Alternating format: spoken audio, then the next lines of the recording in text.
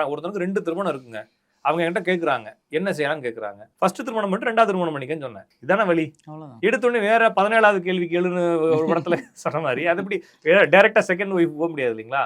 அப்ப விதி 2 திருமணங்கிறப்ப உங்களுக்கும் அது 2 திருமணம். அவ்வளவுதான். அப்ப என்னன்னா 2 திருமணம் தான் நடக்கும், தோஷம் இருந்தா நடக்கும், விதி இருந்தா நடக்கும். ஏன்னா இது உங்களுடைய வாழ்க்கை. இந்த வாழ்க்கையை வாழணும் தானே வந்திருக்கிறீங்க. அப்படி வாழ வேணாம்னு என்ன செய்யணும்? முடிச்சுக்கணும். சோழி முடிச்சுட்டு கிளம்ப வேண்டியதான்ற மாதிரி. ஏன்னா வந்த வேலையை முடிக்கணும் இல்லைங்களா? வந்த வேலையை முடிக்காம நீங்க என்ன செய்ய போறீங்க? அப்ப தோஷம்ன்றது என்ன அப்படின்னா குறை. அப்ப நீங்க ஒரு மாதிரி இருக்கீங்க, நான் ஒரு மாதிரி இருக்கிறேன். உங்களை மாதிரி நான் இல்ல. நான் இப்ப குறையான ஆளுன்னு எடுத்துக்கிறதா? அப்ப ஒருத்தன் மாதிரி ஒருத்தர் இருக்கவே முடியாது. ஒரு ஆள் மாதிரி ஒரு ஆள் பொருளாதாரத்துல ஒண்ணா இருக்க போறதில்ல, உருவத்துல ஒண்ணா இருக்க போறதில்ல, குணத்துல ஒண்ணா இருக்க போறதில்ல. அப்புறம் எப்படி வாழ்க்கையில ஒண்ணா இருக்க முடியும்? சரிதான் இல்லைங்களா? பக்கத்து வீட்டுக்காரனுக்கு கல்யாணம் ஆயிடுச்சுன்னா பக்கத்து வீட்டுக்காரங்க நீ பிறந்திருந்தேன்னா அவனுக்கு அவன மாதிரி உனக்கு கல்யாணம் ஆயிருக்கும். நீ உங்க அப்பனுக்குள்ள பிறந்திருக்கிற இல்லைங்களா? உங்க அப்பாவுக்கு 35 வயசுல கல்யாணம் ஆச்சு, நீ 25 வயசுலயே நீ அலைஞ்சனா என்ன பண்றதுன்ற மாதிரி பக்கத்து வீட்டுக்காரனோட கம்பேர் பண்ணக்கூடாதுல்ல.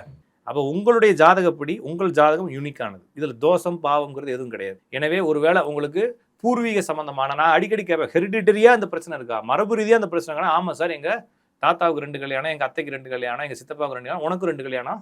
ஜாதகத்தில் இருந்தா இப்போ ஒரு குடும்பத்துல 7 பேர் இருக்கான் பையன். அந்த 7 பேர் ஜாதத்துல ஒருத்தனுடைய ஜாதத்துல மட்டும் இந்த மாதிரி நான் சொன்ன கோக்குமாக்கெல்லாம் இருக்குன்னா அவன்கிட்ட கேட்க போறான், உங்க வீட்டுல யாருக்கு 2 கல்யாணம், சித்தப்பாவுக்கு 2 கல்யாணம், சித்திக்கு 2 கல்யாணம், உனக்கு 2 கல்யாணத்துக்கு வாய்ப்பு இருக்கு. மீதி யாருக்கும் ஜாதத்துல இல்லைல்ல.